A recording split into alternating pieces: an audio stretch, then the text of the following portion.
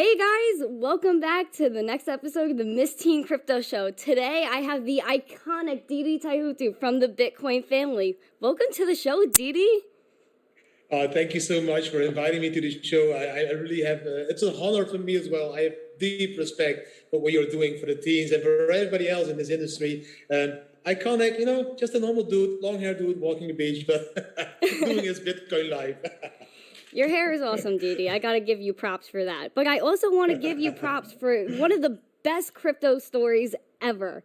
And I really respect your family and what you guys do. So I really feel like Gen Z needs to hear your story. So my first question is, when and how did you get into crypto?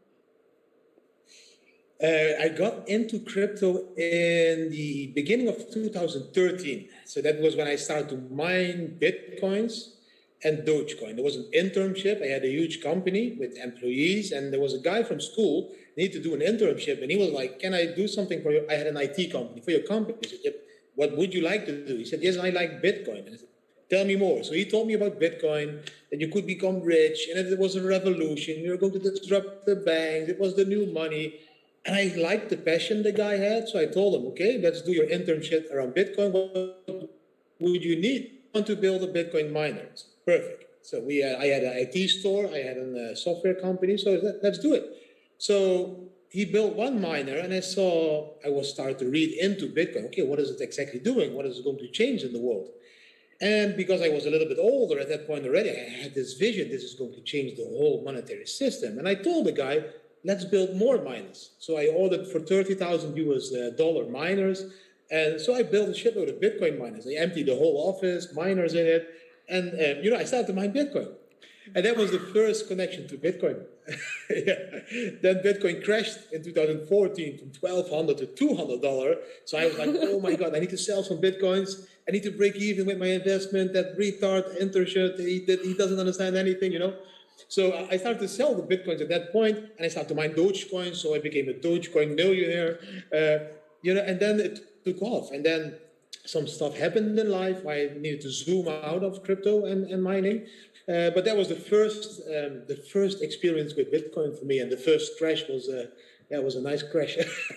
Wow. So you found Bitcoin in 2013 and you were building your own mining rigs? Is that what you're saying right now? Yeah. The coolest part is we built the mining rigs, and we had all kinds of problems because I had a huge office. I had a 1,700 square office, and I made just one part, like 40 square meters empty. I took all out of the office stuff, and I started to buy miners. But the room was really small. It was only 40 square meters. I don't know the feet measurement, but we got a lot of heat. And so we ordered all the motherboards and the graphical cards. We built them completely with our hands, with a group of friends. They needed some help from the people, but we had so much problems with the heat. So we even went to the wheat growers of the Netherlands, and we went to ask, how do you handle the heat when you grow wheat? What do you do?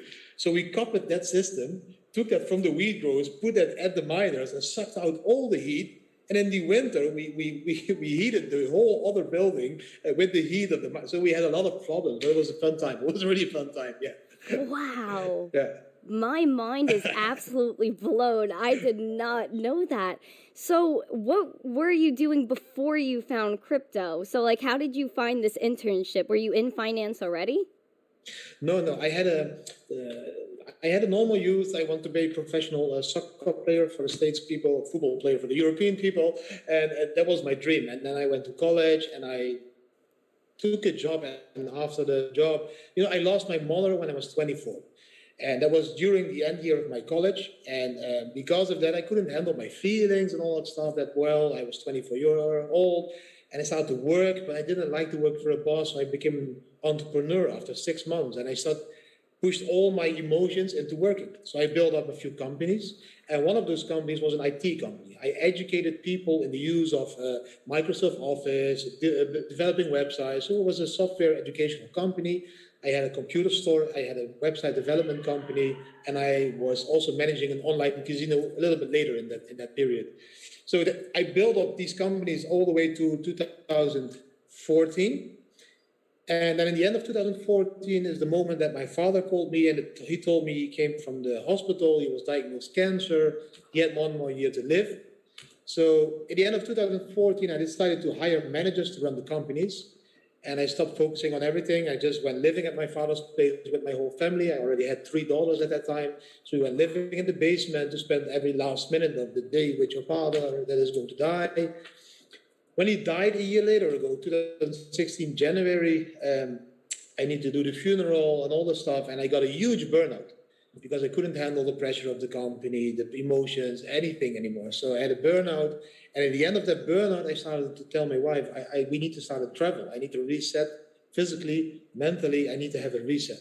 So we went traveling to Thailand for 3 months. Ooh. And I felt really happy. I felt happy without my Jeep Cherokee, happy without my company, happy without all the materialism. So I slowly evolved to this new person that was happy by building a sandcastle on the beach instead of spending hours at an office building. And that evolved to the moment that we were in Bali in 2016.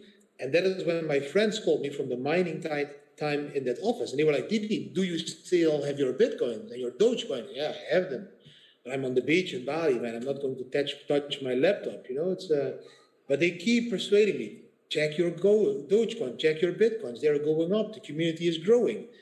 So in the evening, I started to check the Dogecoin. I called my sister. She was living at my house at that moment when we were traveling to Bali. And I told her, open the laptop, check what is on this laptop. And she checked and she's like, opening the Dogecoin, millions of Dogecoin, millions, Didi, millions of Dogecoin. I said, yeah. Say, shut the laptop, close it, put it there somewhere very safe, don't touch it anymore. So that one was safe.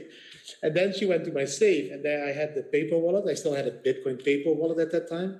And she checked if it was there, it was there. So I knew I had my Bitcoins and my Doge, and I started to calculate. I saw, wow, I can pay my whole 7-month trip already and still have money over left from that few Dogecoins and Bitcoins, because they started to grow. Beginning of 2017, $800 in a Bitcoin.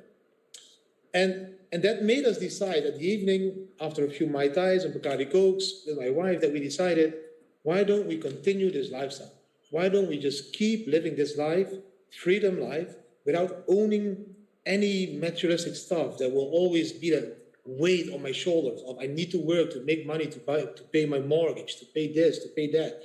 And just lead by example for our kids to show that life should be about accumulating happiness and not about accumulating wealth.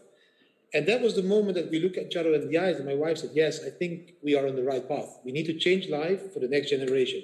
We need to show our kids, our teens now, that they can change life. They don't need to run the hamster wheel.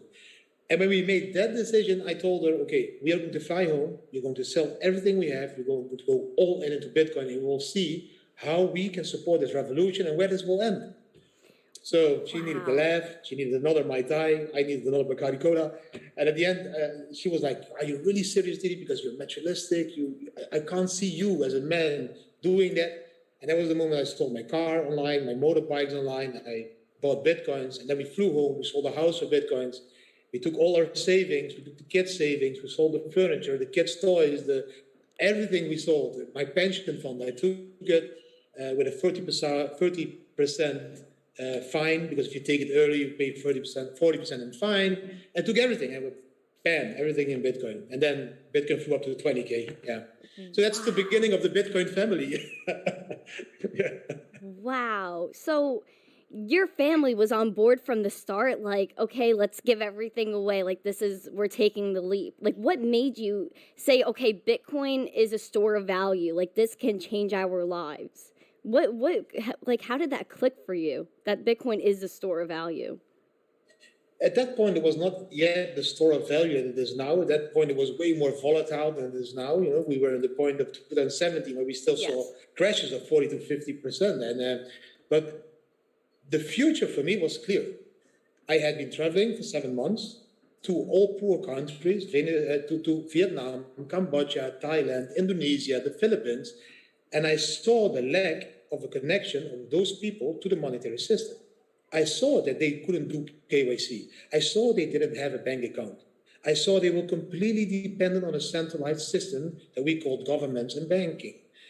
And At the same time, I see the evolution of technology, of money, into Bitcoin on a software called blockchain that is going to make it possible to decentralize the whole world and take away the powers of those centralized organizations and take back the power to the people.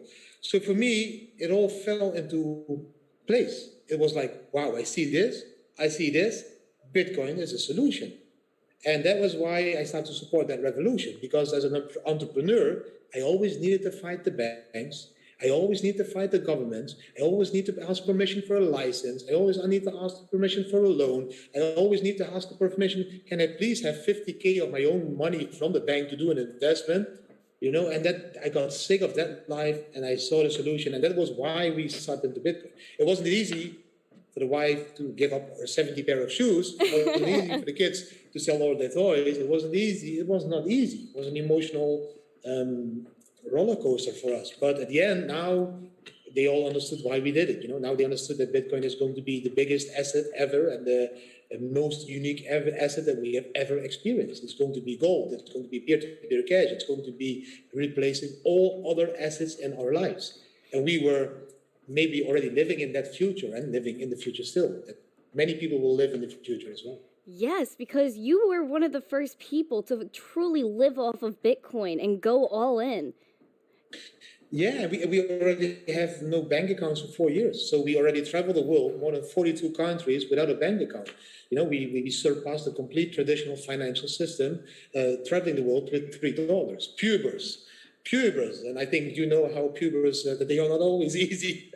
But, you know, it's, Yeah. my oldest one is 15 now, and the second one 13, and the youngest one is 10. But it's possible, you know. We are living that life without a bank account, and we are renting houses. We are eating food. Like you can see, I'm gaining weight because I eat too much food. We are doing all the stuff directly with Bitcoin. So it's already possible, and I think in the future people won't even think that it ever was impossible, you know. Exactly. And I love how you said we're going to decentralize the world. I really think that's a powerful statement because Bitcoin truly is decentralizing the monetary system. Oh no, are we frozen? Oh, there you go. I think I lost you. Just give me 1 second. I will tell the kids that they need to stop all that stuff.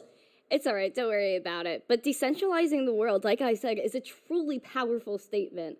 And I love that you truly embraced the technology from the start. And you saw all the way back in 2014, like, this is a game changer. We are going to break the financial system as we know it and recreate it with a decentralized digital currency. I love it. Yeah.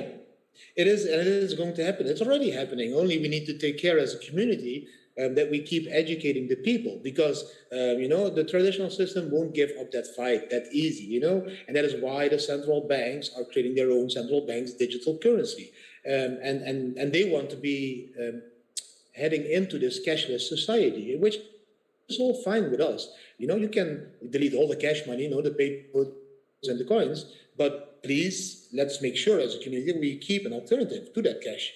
And that is the peer-to-peer digital cash like Bitcoin or any other cryptocurrency.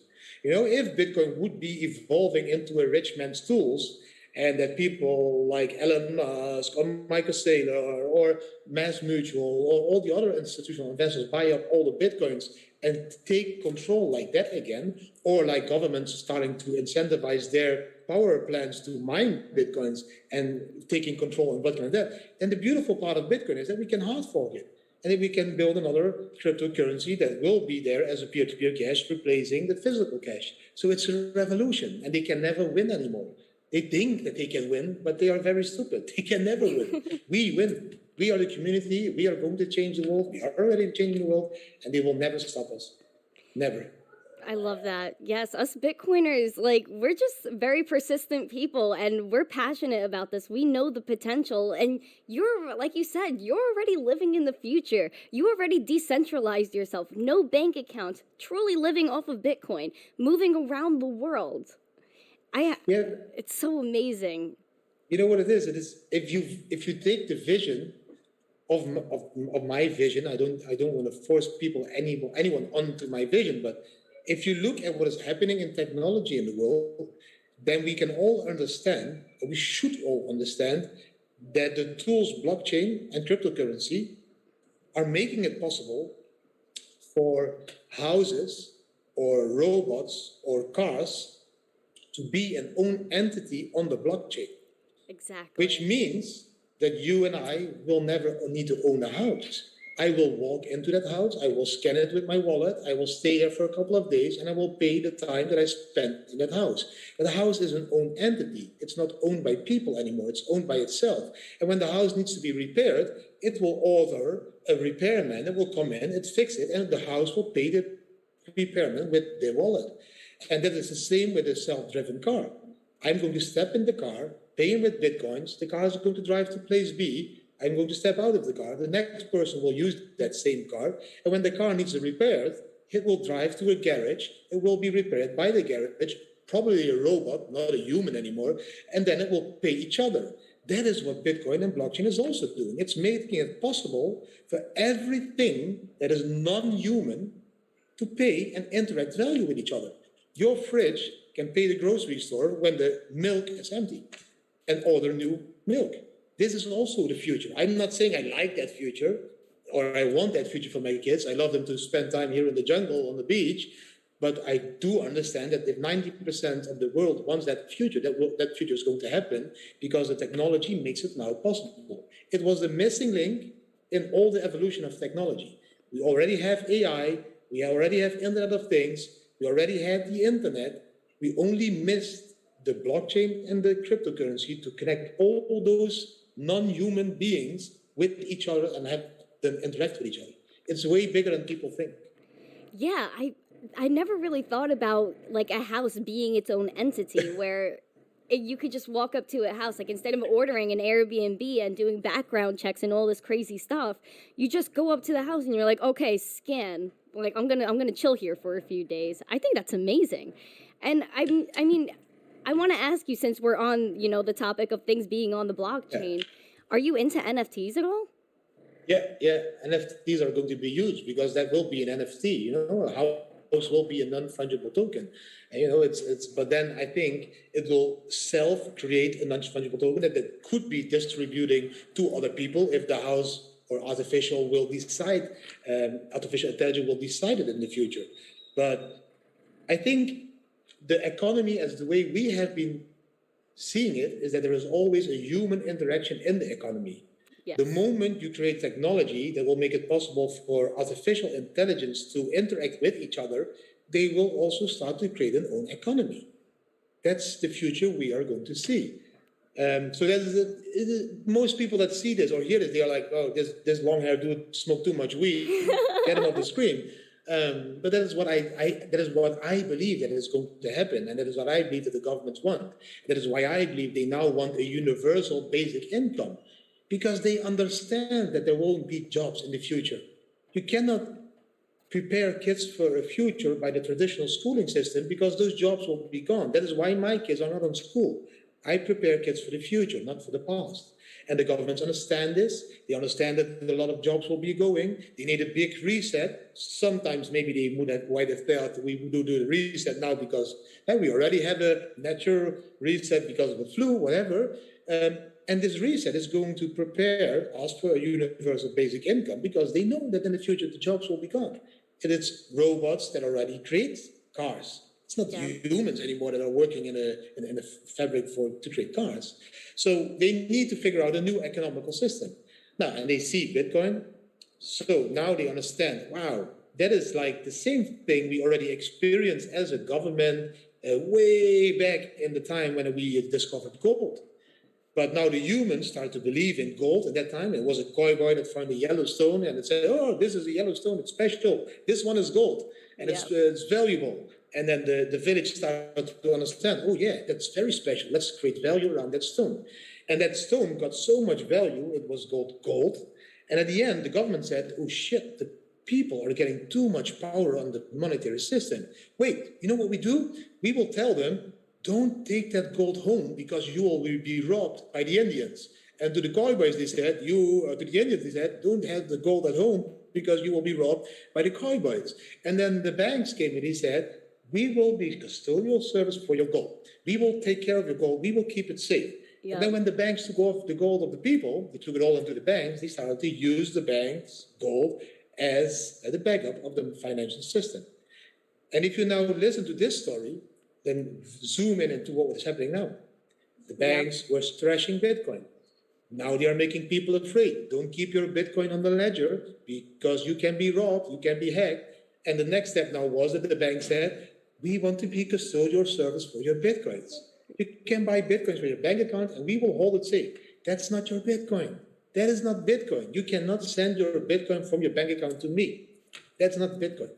So that's what I try to educate people on every day and again. But, I always talk too much. Sorry. No, not at all. You made some really great points about self custody as well, because we, like you said before, early on in the days we gave our gold to the banks and we trusted them to hold our gold, and now they want us to trust them into holding our money as well. So now Bitcoin gives you the opportunity for the first time in years for everyone to be their own bank and have their own keys to their own crypto. And I think that's amazing. What were you going to say?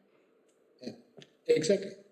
No, that's exactly what I tried to say, and that people really need to understand that not your keys, not your Bitcoin. And if you look into the newspapers in the Netherlands, or the internet, Google it, and you can even see that the Dutch people were now forced last year to sell their gold with a loss back to the banks. So that is why we should have never given the control on the gold to the banks. And you can see this all over the world because they need the gold, the banks, because they need it as a government, because the government else cannot get a loan from other governments. So they need to have a gold reserve. So they are forcing people to sell the gold, even if they are in loss in the Netherlands. And that's going to happen all over the world. And if we now give away the control on Bitcoin, again, to that same party, then we are doing the wrong stuff. Then we need to educate people way more and way harder to not buy Bitcoins with your bank account and hodl it there. Buy it with OTC deals. Buy it with non-KYC exchanges. Buy it from you or from me. Yes. Not from the bank. It's stupid. Yeah, that's my opinion. And I respect everybody that thinks different because it's. No, I 100% agree. So, what do you got? Where's your family? Everybody has another opinion. Oh, yeah, of course. And everybody has their own thoughts. And as always, as we say in crypto, do your own research. Do the research behind, the money system before Bitcoin. All the way back when we first created gold and not created gold, but first mined gold and thought of it as a value or a store of value. So, yes, of course, do your own research, understand the Bitcoin standard. But another question I want to ask you is, what do you think of other altcoins? I'm for me, I'm a Bitcoin maximalist when it comes to Bitcoin is the king, and Bitcoin is the one that started this revolution for me. But for me, one very important part of Bitcoin is that it could be hard forking. I think that Satoshi Nakamoto, whoever he was or they were, created the hard forking because it was needed if in a case Bitcoin would not evolve it as the way it should be evolving. Like, I think Bitcoin should be a peer-to-peer cash. But I can also see that the whole industry that is involved in Bitcoin is more and more saying yes to KYC, AML, and all that stuff. So the moment that, for example, beautiful companies like JMD or any other project that makes it possible for people to onboard into Bitcoin by doing KYC, I love that company is doing a great job and it's onboarding people into Bitcoin. But because they require KYC, they are again not doing what Bitcoin was meant to do. Bitcoin should be accessible for everybody out there. Every poor person in the world that lives somewhere in the compound with an invasion or some poor area where they can't have an address, where they can't do a KYC, where they can't get an account at those companies to buy Bitcoin. Bitcoin should be there for everyone, peer-to-peer cash, and everybody needs to be able to be accepting or accessing Bitcoin. So for me, we need to evolve into more decentralized exchanges, DEXs like Uniswap and all of them. We don't need KYC. And now we need to decentralize the way that people onboard into Bitcoin. We also need alternative ways to access Bitcoin, not only KYC regulated, beautiful platforms. That's for the normal people. Bitcoin should also be focusing on the poor people. So for me, let's see. That's why I also like altcoins. That's your question, sorry. So Litecoin or Dogecoin or any other altcoin or any other of those communities is contributing to decentralizing the world. So I don't like that these communities are fighting with each other. They need to fight together to disrupt the monetary system.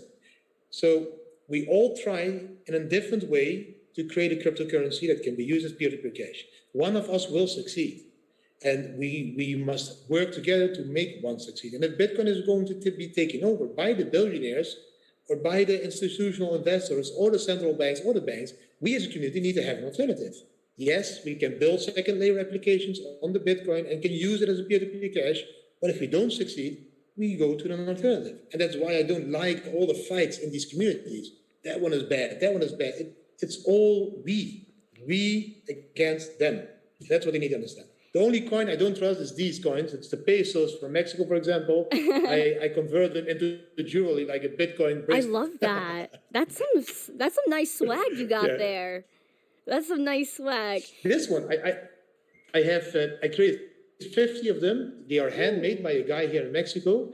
And now I'm going to create NFTs out of them because they are all unique because it's handmade. And then when people, I will give them away to followers, but they will also receive the free NFT with it so that they have the proof it's really theirs. And then they can, use it to educate themselves on NFTs. Yeah. Wow, that's great.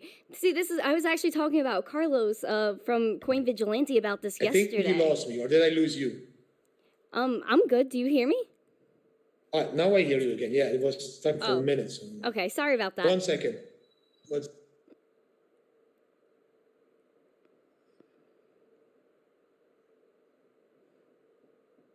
One second, guys. I hope everyone's having a good day. Just want to say hi to people in the chat. Kate, Paulie, Sylvia, Bitcoin Joker. Yeah. All right, we're back. Yeah, I need to shout to my daughter that she needs to stop FaceTiming. It's all right. No worries. But yeah, I really love what you guys are doing. I love the NFT idea. I mean, a lot of people are just saying, NFTs are only digital, but a lot of people are doing a lot of physical NFTs, just like you. I mean, that's amazing. Yeah. How are you minting them on Ethereum? What blockchain are you using? That's the thing I'm stuck at the moment. So I'm looking into which blockchain and which NFT project I'm going to use to make NFTs because I don't want to because I'm going to give them away for free. So cool. I can't create them on an Ethereum-based blockchain because then the fees of giving them away for free would be too high at the moment. It will cost me a lot of dollars to give them away.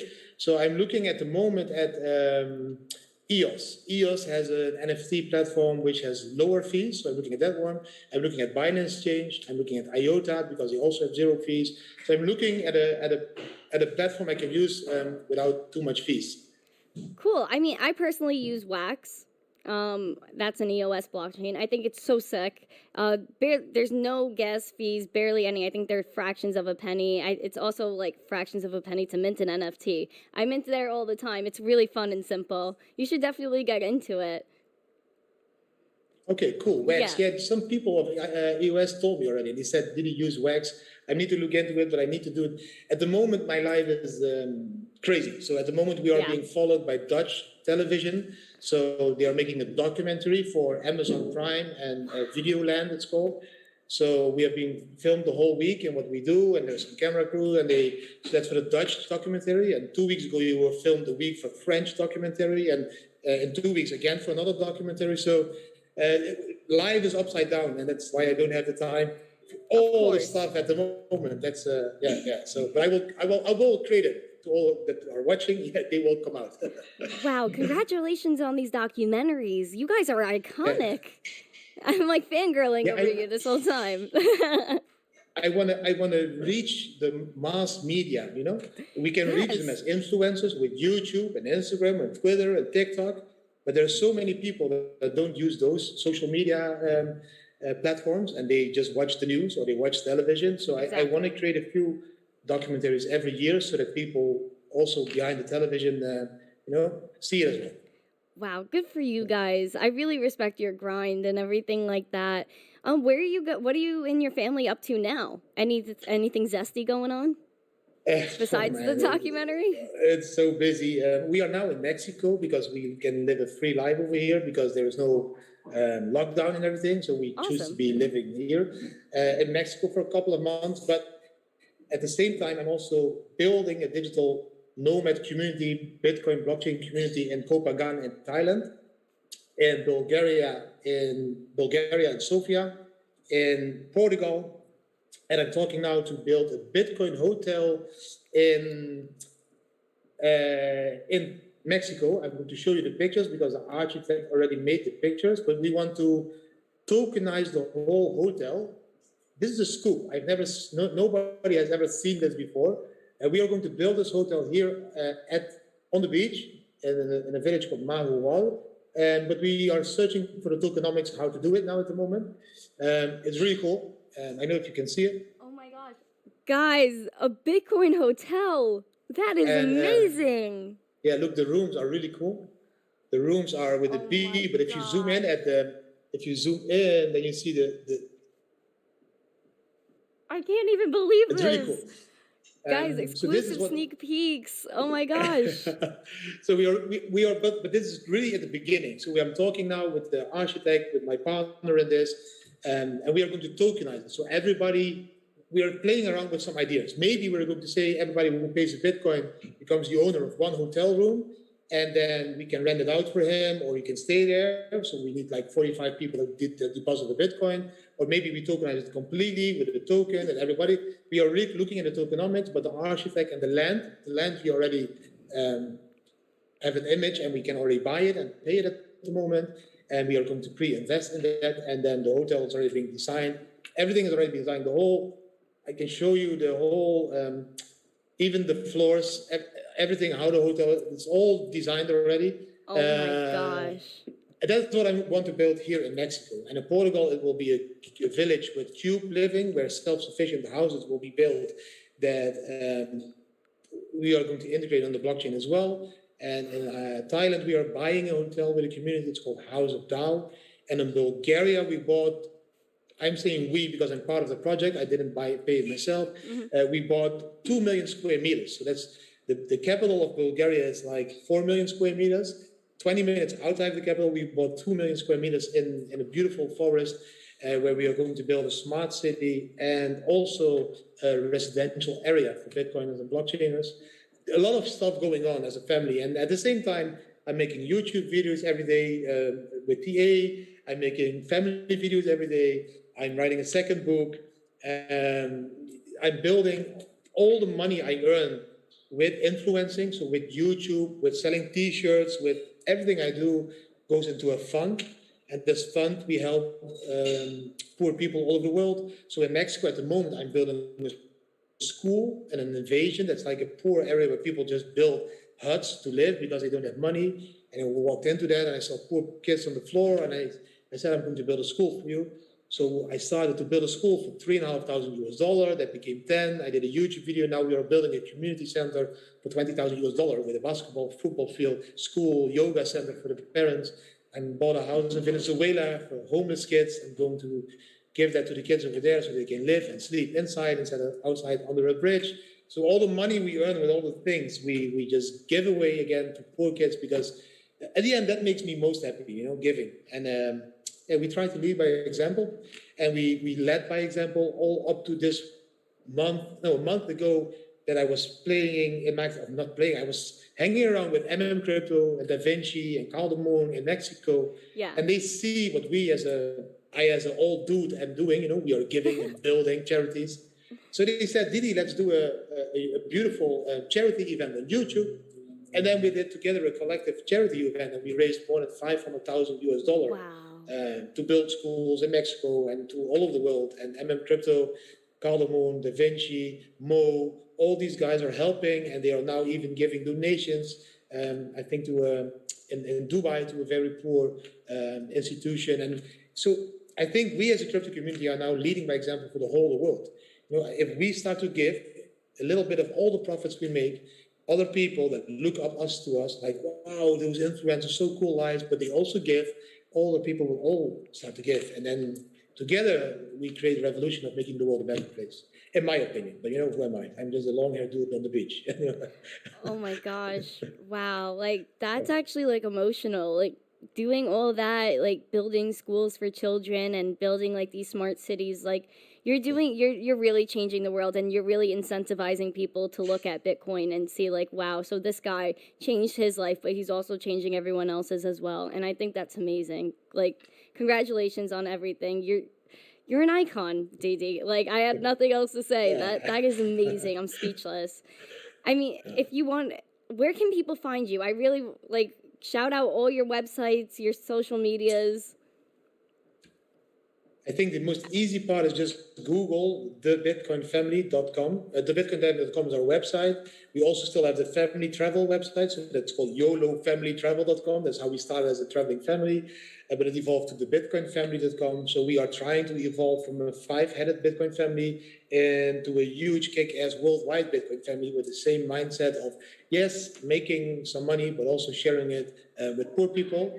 So that they find on the bitcoinfamily.com. And if you Google my name, you will find a lot of CNBC articles, some documentaries, but mostly the bitcoinfamily.com on Instagram, TikTok, all the social media. So it's the most easy way to find me. Awesome. I put both the links in the chat. Didi, thank you so much for coming on my show. This was an amazing time. I had a blast talking to you. I'm in awe of your achievements. Congratulations on all the documentaries, and best of luck on your future endeavors. I totally want to meet you guys one day. It's like one of my goals to meet you guys in the Bitcoin family. And wow, thank you so much. Is there anything you want to tell the audience before we head out? No, I'm just very thankful that you invited me. I'm very thankful what you are all doing for the community. I love it. I follow you. I see your videos. I see you standing there every time in New York. I just like it. I love it. Respect from us to that. And to the people at home, try to understand that you need to sometimes zoom out in Bitcoin and the charts and try to zoom in at life. You don't stress and freak out of every single candle in the charts, but stress and freak out about every single minute in your life. You need to enjoy life to the fullest every day and every single minute of the day. And that is the most important part. And to achieve that, you need to lose the fear of everything else. So fear will be killing all your dreams. Lose fear and start to live life again. That's the last thing I want to say. Again, thank you. And I wish you all a beautiful Friday and an amazing weekend. And hope to meet you with all my kids somewhere in the future when all the lockdowns are over and we spend some cool time together. 100%. Guys, also check out their swag on their website. This is one of their hoodies. Absolutely awesome. Very comfortable. I've been chilling in this all day and a lot of times before. Thank you again, Didi, for coming on. Have a great Friday, everyone, and stay zesty.